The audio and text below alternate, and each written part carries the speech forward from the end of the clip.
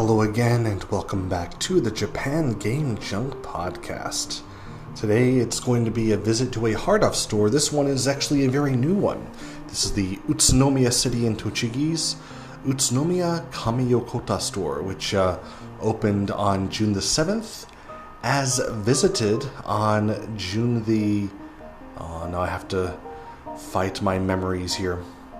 I believe it was June the 17th, so 10 days after opening I did visit this hard-off store. It's very nice, very clean, a lot of wood accents inside. It smells very good. It probably will not smell that way for very long, but let's take a look inside on what I could find. First, what was kind of surprising was the Famicom Mini. The cheapest version of that has always been the Jump Comics version with all the animation games inside. It was not sold very well, and so it was sold off very cheaply, thus selling off very well. They made too many of them, basically, and they were always pretty cheap, used even, and now boxed version went up to 9,900 yen at this store. I was very surprised to see that. I've always expected it to be 6,000 or less. Beside that was, for some reason, a used, still in good condition, but a used PlayStation 5 console for 60,500 yen, including only the system and the accessories, no box, no manual. I figured at that high price, people would just buy a new one, but they're not exactly rare now. But what would you expect? Something very rare in Japan, though, is the mini Sega Genesis, not the Mega Drive, but the Sega Genesis, the North American version, which was being sold for 22,000 yen, kind of a big price.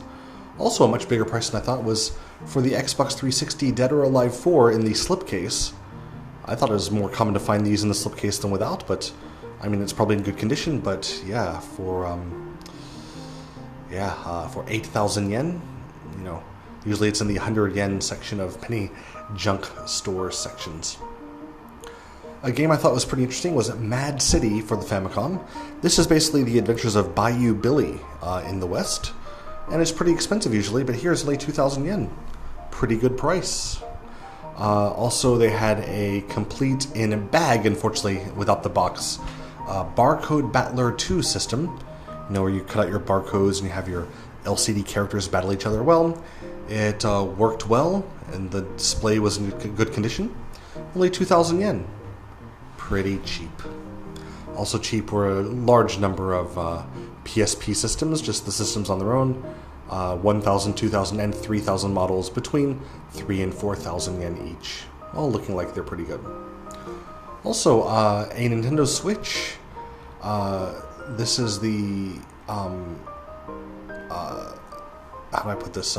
It's the LED version. It's the OLED version, I'm sorry, the very nice one. But it has some flaws.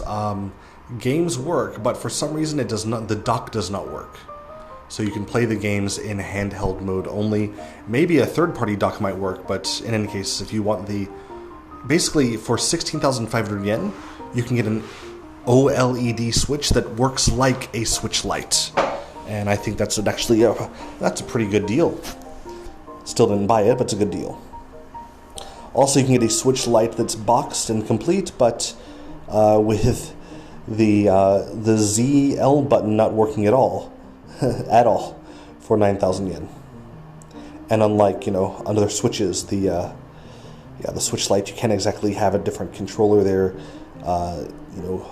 You can't put a different Joy-Con on. You have to just use a wireless controller. An LSI baseball game from Bandai. So LSI games, it's like they use not LCD screens, but LED screens, like old, really, really kind of interesting looking screens there. So this is the baseball game, LSI version from Bandai. 7,000 yen in box, but the box is in some pretty bad shape. Also, Alice Gear Aegis for the Switch. It's a huge box with lots of sexy girls on the front. It recently was price deducted from well over 10,000 yen down to 9,200 yen. So if you like these sexy characters in their robot outfits, then the big, full of all sorts of stuff box is cheaper than it used to be. Alright, so anyway, kind of a very lower content episode this time, but just, telling you about this store, and that's actually a very nice store, a very good one to visit, very clean and very friendly there. And the attached off-house store as well looks very nice and fresh and has lots of stuff in there too. So if you're hearing this and you're in the Utsunomiya area, it's definitely worthwhile to give it a quick peek, because until it gets all dirtied up, you can enjoy the nice, clean design of this beautiful new hard-off store. Thank you so much for listening, and goodbye.